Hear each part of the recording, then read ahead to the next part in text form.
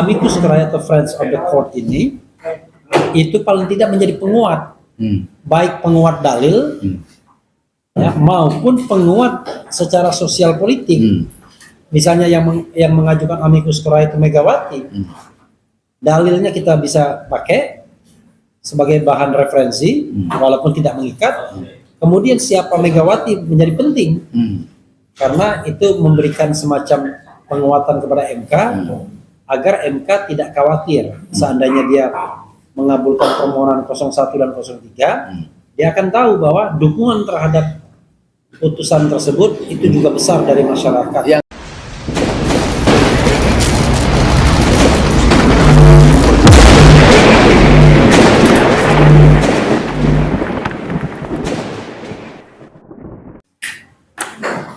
Assalamualaikum warahmatullahi wabarakatuh. Waalaikumsalam Alhamdulillah. warahmatullahi wabarakatuh. Tentu kita semua bersemangat. Saya lihat para YouTuber para bersemangat ya, karena mendaulat Bapak Refli Harun seharian ini ya, mulai dari demo selesai di Hotel Mercury membaca beliau pura-pura makan soto ternyata didaulat lagi.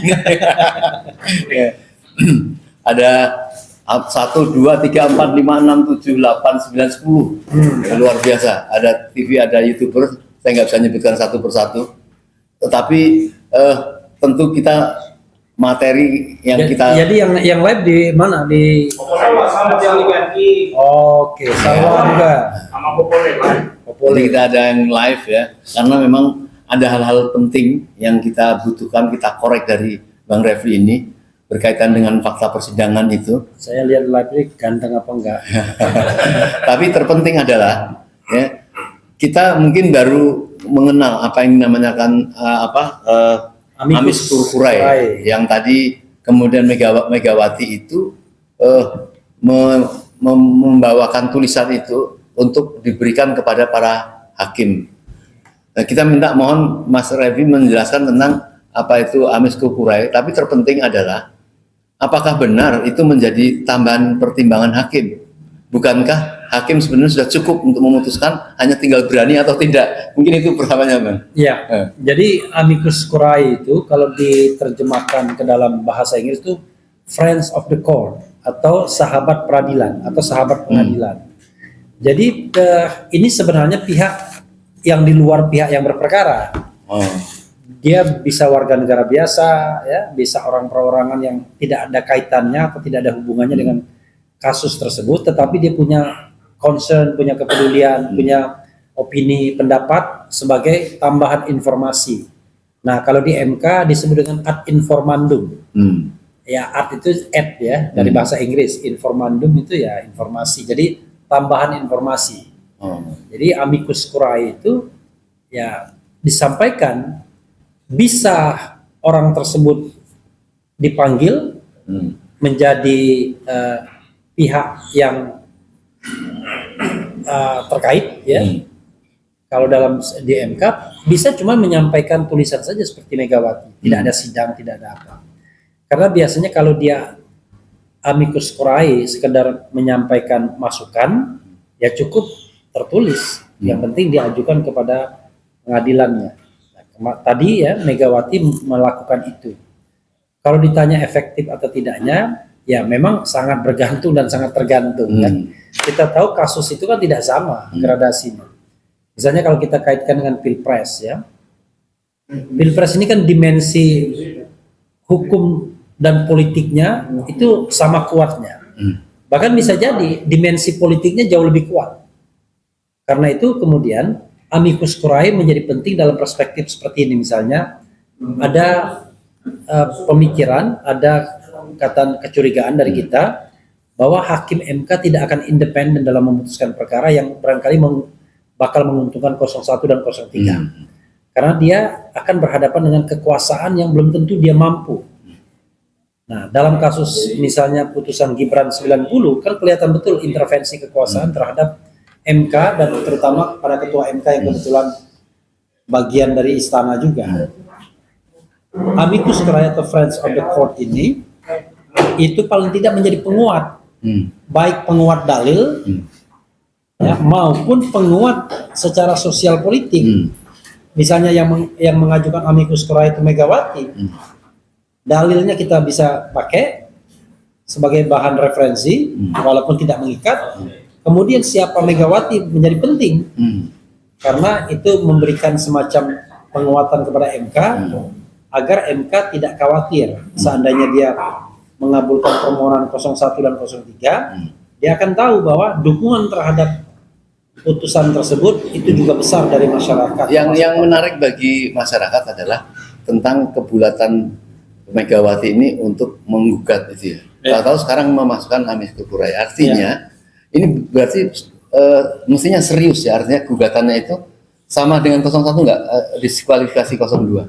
Jadi gini, kalau kita lihat apa yang disampaikan Mega, itu lihatlah tulisan dia di Kompas ya, Kompas kan media Indonesia, Kompas. Iya, Kompas. Nah, tulisan itu tentang bagaimana dia menggugat kenegarawan hakim konstitusi. Iya, betul. Jadi mungkin pada waktu itu orang mengatakan, wah, jangan hanya nulis saja, kalau nulis itu tidak menjadi referensi. Ya itu dijadikan amicus curiae, ya kan, friend of the court. Maka ketika masuk, ya kan, momennya tepat, maka diajukan sebagai amicus curiae. Menurut saya apapun yang ditulis oleh Megawati, saya sendiri belum tahu, belum baca apa isinya amicus curiae-nya. Apapun yang dituliskan Megawati menjadi tetap penting karena tokoh yang mengajukan. Betul. Nah, saya berharap JK misalnya mengajukan amicus curiae juga. Surya Paloh kalau dia masih komit bahwa dia mendukung 01 misalnya, mengajukan amicus curiae juga. Jadi tokoh-tokoh ini menunjukkan gesture kepemimpinannya, dukungannya kepada 01 atau 03, agar orang tidak berpikir bahwa mereka ditinggalkan. Karena seperti yang saya katakan tadi, bisa jadi faktor mengabulkan dan tidak mengabulkan itu adalah soal dukungan politik. Makanya akhirnya mereka mikir, dukungan politiknya sudah nggak ada nih, ngapain kita kabulkan?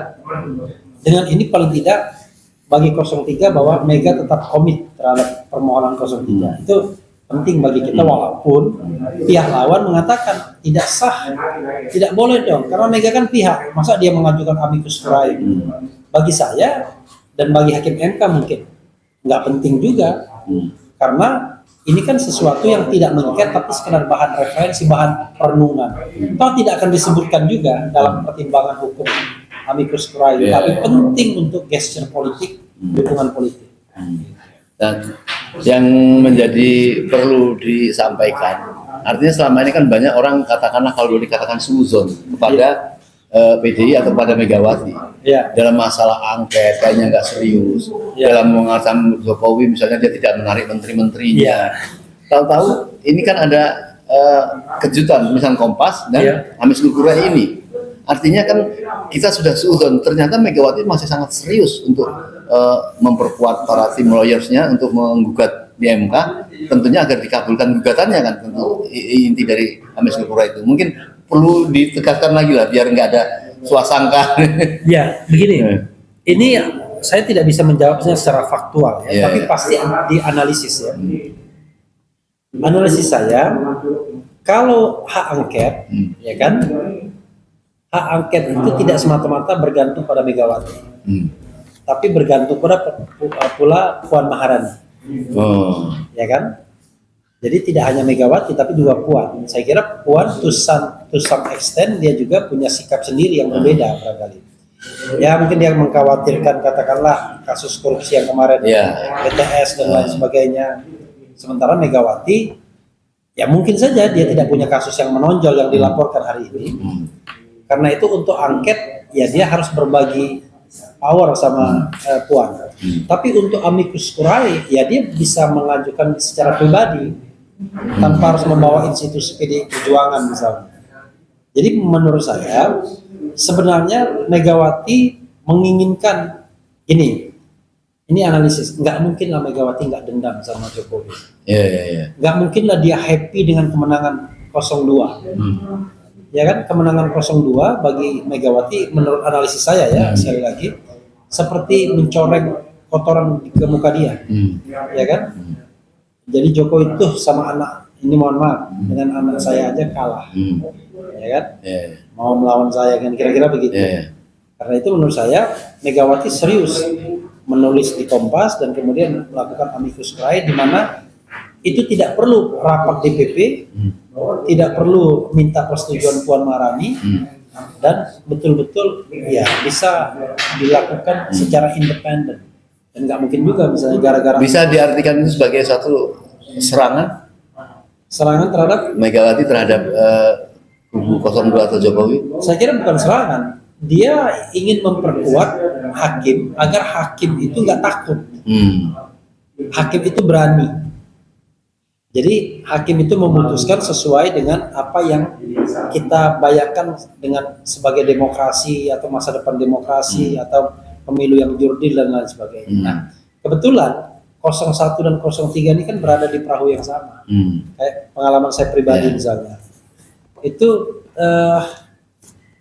kalau tidak ada MK ini, barangkali ya 01 dan 03 ya tetap beda-beda jalannya. Tapi karena ketika di MK kepentingan yang sama, ya kita semuanya bisa klop kan. Saya dengan lawyer bisa berkomunikasi dengan orang-orang di berbagai arena di televisi misalnya dengan 03 kita tidak menjadi pihak yang berhadapan-hadapan tapi pihak yang bekerja sama. Saya juga bisa orasi di depan masa 03 gitu. Nah, ini menurut saya positif kalau kita ingin membangun hal yang positif. Tapi negatif kalau kita mau membangun hal yang negatif. Nah, for the time being saya menganggap ya ini kan kita membangun hal yang positif.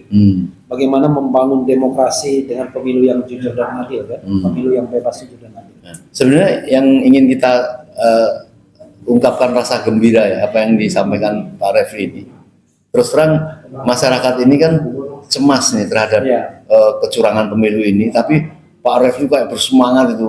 Orang-orang nampaknya walaupun dia tahu ada kekhawatiran tinggi, nah tetapi dengan tambahan apa yang disampaikan Megawati tadi,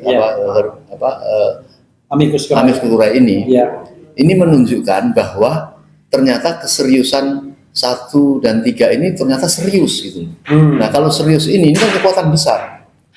Di situ kita melihat bahwa hakim pasti akan berani memutuskan dengan yang benar, bukan atas dasar tekanan, walaupun ditekan tapi di sini dianggap kuat juga kan. Bisa melihatnya seperti apa?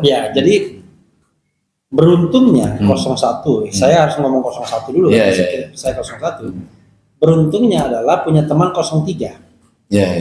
Karena 01 itu benar-benar pihak yang dipersepsi sebagai oposisi.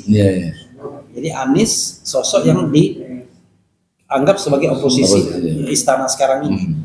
Sementara Ganjar kan awalnya bukan oposisi, tetapi begitu Jokowi tidak mendukung Ganjar dan PDIP, mereka menjadi beroposisi terhadap istana kan begitu.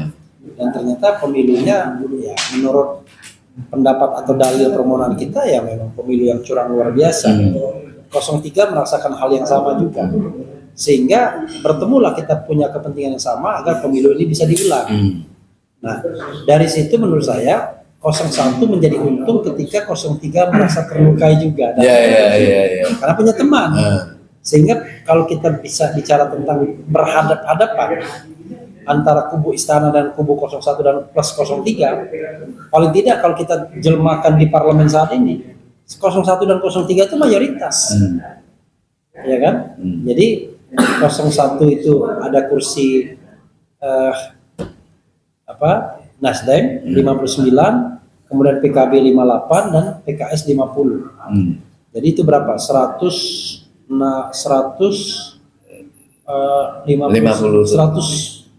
ya? Kok 167 sorry, 167 ditambah PDIP 128, kemudian ditambah 19 P3. Jadi itu kursi yang mayoritas. Jadi jumlahnya kalau nggak salah 300-an. Nah, itu kursi yang mayoritas. Nah, kursi yang mayoritas itu menjadi kekuatan tersendiri sesungguhnya kalau seandainya kompak. Kalau mereka misalnya terancam bersama-sama, mungkin mereka akan kompak. Sebagai contoh begini, dulu ada isu untuk mengubah undang-undang MD3 agar yang menjadi ketua DPR itu bukan partai dengan suara terbanyak lagi, tapi dipilih Dan itu pernah terjadi kan sebelum Puan Maharani, walaupun PDIP nomor 1, tapi ketua DPR-nya waktu itu siapa? Setia Novanto kan? Ya. Ya kan? Setia Novanto digantikan Ade Komarudin, Setia Novanto lagi, kemudian akhirnya terakhir siapa ketua DPR-nya terakhir si Bambang Susatyo. Padahal mereka bukan partai pemenang kan? Partai pemenangnya PDIP, tapi undang-undang MD3 itu diubah di saat terakhir ketika mereka menjadi mayoritas, tapi mayoritas yang kalah. 2014 itu. Nah sekarang sebenarnya PDIP sekarang terbalik. Mereka justru lebih kuat lagi kalau seandainya mereka mau mengubah. Oh sorry, dalam konteks ini perubahan tidak mungkin dilakukan kalau seandainya 03 dan 01 kompak, karena mereka yang mayoritas. Kalau dulu mereka minoritas. Tapi kan endorsement 01 kan bisa mainkan itu kalau mau sebenarnya kan, untuk memperlihatkan barternya misalnya di hak angket misalnya. Kalau misalnya hak angket tidak dikasihkan, kami akan mendukung misalnya revisi undang-undang MD3. Tapi sepertinya tidak ada suara ke sana kan. Jadi sekali lagi 01 itu sangat beruntung, dan mudah-mudahan perjuangan ini kemudian memberikan keyakinan pada hakim MK bahwa kalau kami memutuskan untuk memenangkan gugatan 01 dan 03, maka everything will be okay, nggak akan ada masalah. Justru yang artinya yang mengembirakan rakyat lah kalau saya katakan. Ya. Berat sekali bagi hakim untuk misalnya tidak mengabulkan gugatan, karena kan seolah meniadakan semua logika-logika tuntutan sama ini yang jelas itu sudah menjadi bahkan mayoritas dari kekuatan fakta persidangan itu. Apa bisa kita mengembirakan dengan seperti itu? Ya sebenarnya itu sangat bergantung pada konstelasi politik terakhir dan mutakhir. Apa iya 01 dan 03 itu dominan? Ya kan? Kalau misalnya tesnya di masa kelihatannya 01 dan 03 terutama 01 memang lebih dominan kalau di jalan misalnya. Tapi jangan lupa apakah betul 02 lebih mengutamakan strategi di masa. Jangan-jangan tidak. Jangan-jangan mereka melakukan infiltrasi kepada banyak pihak, termasuk TNI, misalnya Polri, dari awal bahkan jangan-jangan, dan KPU, Bawaslu dan lain sebagainya, sehingga bahkan termasuk hakim konstitusi sendiri. Jadi kita menang di masa, tapi kalah kemampuan untuk melakukan infiltrasi terhadap lembaga-lembaga yang memberikan service atau memiliki power dan memiliki keputusan. Ya, tetapi apakah itu hanya kembali lagi membawa MK kepada mahkamah kalkulator kalau seperti itu? Artinya sebenarnya bukan soal mahkamah kalkulator. Kalau soal mahkamah kalkulator itu sudah lewat. MK tidak akan menyatakan permohonan ini tidak dapat diterima. Pasti dia mengatakan permohonan, jadi gini, kalau permohonan itu ada 3, tidak dapat diterima, syarat-syaratnya tidak terpenuhi, kemudian dikabulkan, kalau terbukti, tidak dikabulkan kalau tidak terbukti. Nah, ini dibuanglah yang tidak dapat diterima. Tinggal ini dikabulkan atau tidak dikabulkan. Nah, dalam konteks seperti ini, saya menganggap sudah meta yuridis, not only yuridis ansih, ya kan? Tetapi ini sudah hal-hal yang berbau dengan hal-hal lain. Nanti kalau tidak dikabulkan itu kan berarti mungkin fakta-faktanya atau data-data yang berupa pelanggaran hukum itu tidak ditemukan. Belum tentu. Kami menganggap misalnya yang namanya pelanggaran yang dilakukan oleh Gibran dalam hal penetapan Gibran sebagai cawapres itu jelas melanggar hukum dan bahkan melanggar konstitusi, kita bilang. Melanggar hukumnya, melanggar peraturan KPU yang dibuat KPU sendiri, melanggar hukumnya terlihat bahwa dalam proses penetapan itu KPU tidak menjalankan proses yang adil dan independen, sehingga merusak sendi pemilu yang jujur dan adil pasal 22E, dan juga penyelenggara pemilu yang nasional, tetap dan mandiri alias independen. Gitu. Apakah hakim MK mempunyai kemampuan dan keberanian untuk menyisir dari setiap gugatan itu kemudian dibantah atas dasar mungkin tidak mengenai sasaran lah? Iya, kalau menurut saya yang paling berat adalah mengabulkan. Kalau menolak itu paling mudah. Kalau menolak kan status quo kan, tidak ada perubahan. Tapi kalau mengabulkan ada perubahan yang dahsyat kan. Misalnya, kalau misalnya yang dikabulkan itu adalah diskualifikasi Prabowo Gibran, saya membayangkan bagaimana nanti pendukung Prabowo Gibran dan Prabowo serta Gibran sendiri pasti shock dia kan. Atau yang diskualifikasi misalnya Gibran saja karena terbukti tidak sesuai dengan prosedur penetapannya, shock juga. Tapi coba kalau misalnya tidak mengabulkan, situasi bahwa kita untuk sementara di bawah posisinya kan sudah kita terima berapa bulan ini kan, jadi gejolak untuk menolak itu pasti lebih kecil kalau dibandingkan gejolak untuk mengabulkan. Nah karena itu kita memberikan keyakinan kepada MK. Hakim MK, wahai hakim yang terhormat, ya, Anda jangan khawatir. Kalaupun Anda mengabulkan, tidak akan muncul turbulensi politik. Anda aman-aman saja. Anda tidak akan terancam nasibnya, kan begitu. Dan Anda buktikan bahwa Anda negarawan. Masa negarawan cuma diancam-ancam sedikit sudah ketakutan. Misalnya begitu. Kalau kita yakin ada the invisible power atau the invisible hand yang memang berusaha melakukan intervensi terhadap hakim MK. Jadi ketika saya ditanya wartawan, bagaimana dengan demo itu? Apakah dia intervensi? Tidak. Demo itu tidak intervensi karena dia terang-terangan. Yang dilakukan demo itu adalah penguatan, dukungan, support, dan sekaligus bagaimana kemudian aspirasi disampaikan. Yang intervensi itu kan yang tidak terlihat. Yang the invisible hand itu tiba-tiba ceker ada pesan di WA hakim misalnya, ceker ada teror misalnya sedikit teror dan lain sebagainya. Nah itu yang kita khawatirkan, the invisible power atau the invisible hand yang bisa membuat hakim MK jauh lebih tertarik untuk memperhatikan itu dibandingkan massa dan aspirasinya. Karena massa dan aspirasinya tidak membahayakan, ini membahayakan. Karena itu sekali lagi kita perlu meyakinkan MK bahwa Anda tidak akan ada apa-apa kalau Anda mengabulkan. Begitu. Kan rakyat ini kan sebenarnya mengapa melakukan demo, melakukan dukungan, itu kan bukan berarti menyuruh hakim untuk melakukan kecurangan. Karena keyakinan apa itu fakta-fakta, dan kita ingin MK itu bahwa kalian itu dilindungi rakyat, bahwa kalian itu dilindungi oleh partai 1 dan 3 ini, paslon-paslon ini, untuk supaya dia melakukan satu keputusan yang benar. Kira-kira ada memang pengaruhnya seperti itu diperlukan? Iya memang. Kan saya sudah bilang bahwa yang namanya MK ini nggak bisa yuridis ansih, nggak bisa hukum ansih. Dia ada faktor-faktor lain. Begini, kalau saya mau mengatakan ya, mau mengabulkan atau menolak itu semuanya ada. Mengabulkan ada alasannya dan itu bisa justified. Menolak ada alasan dan itu bisa justified. Contoh misalnya soal pembuktian, mudah sekali MK mengatakan ini nggak terbukti atau buktinya lemah. Tapi sebaliknya aliran yang barangkali lebih substantif mengatakan from the beginning, dari awal saja memang sudah terbukti bahwa pemilu ini curang. Bahkan sebelum permohonan diajukan sudah tahu dia curang. Sehingga permohonan itu hanya menjadi mekanisme untuk hadirnya putusan yang berhati nurani, kan begitu. Jadi ya sekarang ini hati dan raga atau fisik hakim MK itu dalam ladang perebutan.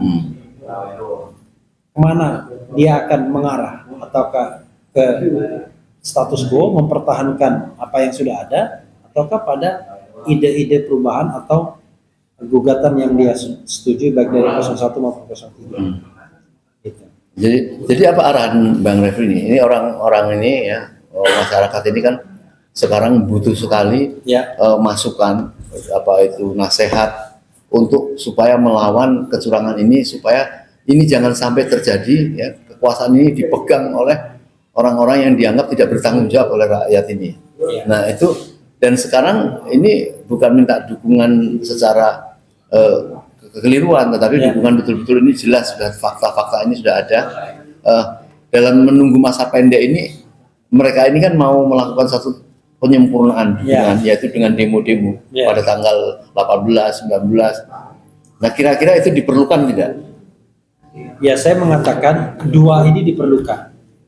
Otot massa, dukungan massa, ya, dan satunya eh, amicus curiae, Hmm. yaitu masukan tertulis seperti yang dilakukan oleh Megawati. Nah, waktu tidak banyak lagi. Hmm. Kalau hari ini misalnya hari Selasa pada saat ini dibuat ya, maka kita punya waktu hanya relatif Rabu Kamis saja. Hmm. Karena Jumat itu bayangan saya sudah deal, sudah done, sudah selesai. Jumat sore mungkin hakim MK pulang ke daerahnya masing-masing, atau kalau dia butuhkan dia lembur sampai Sabtu atau Minggu untuk memutuskan. Tapi pastilah dia batasi aspirasi itu hanya sampai misalnya Kamis sore saja. Selebihnya mungkin udah nggak dibaca lagi atau sudah tidak ditengok lagi. Nah, kalau mau menyampaikan amicus curiae, menurut saya waktunya Rabu dan Kamis sore ya, saat jam kantor. Tapi kalau mau melakukan unjuk rasa, ya kalau saya mengatakan lebih cepat lebih baik. Jadi tanggal 19 itu jangan-jangan sudah sudah selesai. Ya, apalagi tanggal 22 lebih selesai lagi. Apa yang paling menyentuh dalam amicus curiae itu supaya betul-betul menjadi perhatian dari para hakim, menarik sekali itu dia menengok tentang itu. Ya, kan kalau kita bicara dalil yang paling nyata itu kan kecurangan. Karena itu di dalam amicus curiae itu ya tunjukkan saja kecurangan apa yang ditemukan. Pokoknya sebanyak mungkin kecurangan. Dan itulah yang kemudian dinarasikan di amicus curiae, lalu isinya adalah mendukung permohonan misalnya 01 atau 03 atau dua-duanya. Gitu. Jadi kalau bagus itu bisa menjadi alibi para hakim ya. Bukan alibi, referensi ya. para hakim. Karena saya yakin tidak semua hakim paham atau tahu terhadap fenomena yang berkembang di masyarakat. Dan dia bisa didistrak oleh ahli atau saksi pemohon, termasuk menteri. Ketika 4 menteri kemarin datang, wah, 02 hobi senang sekali, dianggap kita blunder dan lain sebagainya. Tapi setelah waktu berlalu, kita baru sadar, ini menteri ini banyak bohongnya. Tapi pada waktu dia tampil, sepertinya nggak ada bohongnya, karena tadi nggak ada tanya jawab, dan dia tidak menjawab apa yang ditanyakan oleh hakim misalnya. Jadi hakim kira-kira ngerti ya, walaupun tidak menanyakan secara detail kepada menteri itu misalnya. Ya. Dia di situ ada kebohongan atau tidak, itu bisa tahu kira-kira. Saya khawatir jangan-jangan mereka tidak fokus. Karena begitu banyaknya informasi yang masuk ke mereka dan tergantung informasi terakhir yang masuk. Nah, informasi terakhir yang masuk itu kan misalnya dari kubu 02. Yang mengatakan bahwa bansos tidak ada pengaruhnya, kemudian Sirekap itu hanya alat bantu dan lain sebagainya, sehingga mereka tidak melihat Sirekap dan bansos itu sebagai sebuah kecurangan. Padahal kita tahu bahwa bansos itu ada bansos yang menjadi bagian dari skema 496,8 triliun tercantum dalam APBN. Tapi kan ada bansos tambahan yang didapatkan dari automatic adjustment sehingga terkumpul uang 50 triliun lebih. Nah, itulah yang sesungguhnya punya potensi untuk melanggar hukum atau melanggar undang-undang bahkan konstitusi. Karena automatic adjustment dengan cara memotong 5% anggaran kementerian dan lembaga ini dilakukan di awal APBN. Padahal teorinya harusnya dilakukan di akhir APBN ketika target penerimaan negara tidak tercapai. Kalau target penerimaan negara tidak tercapai, maka beberapa treatment bisa dilakukan. Salah satunya adalah memotong anggaran kementerian lembaga. Salah duanya utang lagi, ya kan? Salah tiganya memotong programnya yang dipotong, bukan uang yang dipotong. Ini jadi ada yang memotong uang, ada yang memotong program, atau tambah utang baru. Nah, bagaimana kita tahu bahwa realisasi tidak tercapai kalau itu dilakukan di awal tahun ya, alias 2024? Nggak masuk akal. Nah, yang begini-begini, ketika menteri itu tampil, kelihatannya meyakinkan semua. Belakangan kita lihat, waduh, ternyata banyak bolong-bolongnya. Termasuk misalnya Sri Mulyani mengatakan umum automatic adjustment itu, ternyata tidak. Atau dia misalnya mengatakan bahwa yang namanya bansos El Nino itu memang untuk mengantisipasi karena kita pengen everything is okay. Padahal jelas-jelas yang namanya El Nino itu sudah berakhir September puncaknya, dan Desember itu nggak dilanjutkan lagi karena dianggap sudah akan meredah Desember. Tapi tiba-tiba Desember itu dilanjutkan sampai 6 bulan ke depan bansos El Nino itu. Padahal 6 bulan ke depan tuh sampai Juni. Nah kita tahu Juni itu ada apa? Ada putaran kedua. Tidak itu saja, ditambah juga dengan uang BLT El Nino yang 200.000 per bulan dibayarkan 3 bulan, tapi pada bulan Februari di awal sebelum pemilu. Nah ini hal-hal yang kurang disentuh oleh menteri karena mereka tidak mau memainkan wilayah yang lemah ini. Tapi kalau orang nggak paham, orang bisa terhipnotis. Wah, ini nggak ada buktinya kalau bansos itu dipakai untuk ini. Itu nggak bisa dibuktikan. Tapi walaupun Dirty Vote itu bisa mampu melihat kecurangan-kecurangan, menghubungkan kecurangan dan menyimpulkan. Ya, tapi tetap saja kan itu analisis. Nah, menurut saya memang pembuktian di MK ini tidak bisa pembuktian yang sifatnya apa istilahnya, yang sifatnya seperti beyond reasonable doubt, seperti di pengadilan pidana atau perdata, di mana satu masalah itu dibuat jelas-jelasnya dengan menggunakan prinsip 5W1H, siapa, oleh siapa, bagaimana, di mana, mengapa, dan lain sebagainya, sehingga jelas duduk persoalannya. Tapi kalau di Pilpres ya nggak bisa begitu, di pemilu nggak bisa begitu. Kasusnya dari Sabang sampai Merauke, nggak mungkin kita lihat satu-satu secara teliti penggelembungan suara, di mana tempatnya, mengapa terjadi, siapa yang melakukan, kan nggak mungkin. Sehingga menurut saya dalam hal yang pelanggaran yang sifatnya terstruktur, sistematis dan masif, ya yang dibutuhkan hanya keyakinan hakim. Hakim yakin bahwa ini curang, ini terstruktur. Tapi kalau pelanggarannya terukur seperti penetapan Gibran yang di luar mekanisme, nah itu bisa dieksekusi karena terukur. Tapi ini bukan terukur, ini terstruktur. Baik, ini bagian akhir nih, dan terpenting ini. Dalam tuntutan ke MK itu kan ada dikabulkan dan tidak dikabulkan. Kalau dikabulkan, kan atau saya bicara kalau tidak dikabulkan. Kalau tidak dikabulkan, kalau dalam persidangan biasanya bisa banding. Nah, kalau tidak dikabulkan kan tentunya para hakim itu akan memaparkan tentang logika-logika tuntutan bahwa itu salah dan sebagainya. Itu bisa ada banding atau tidak? Atau harus menerima saja? Ya, di MK itu kan first, final, and binding. Bukan banding, binding. Jadi pertama, terakhir, dan putusannya mengikat. Jadi nggak ada mekanisme banding lagi. Jadi apapun yang diputuskan MK ya kita terima. Cuma sebelum MK memutuskan, ya marilah kita ramai-ramaikan dulu. Kita desak dulu MK, kita demo dulu MK biar mereka itu merasa ada imbangannya. Wah, 1 dan 3 tidak bisa dia remeh. 02 bisa aja melalui istana mengintervensi, tapi ini juga kuat sehingga dia kembali ke hati nurani untuk memutuskan yang sebaik-baiknya dan sejujurnya. Ya, saya kira mungkin itu yang saya khawatirkan. Tetapi karena waktu, saya akan membicarakan alternatif yang kedua. Kalau diterima, yaitu seperti yang saya ketahui, yaitu menggugat untuk mendiskualifikasi. Nah, sekarang ini kan ada wacana bahwa kalau sampai dikabulkan gugatannya, mendiskualifikasi itu ada 2, yaitu dua-duanya paslon 2 atau Gibran saja.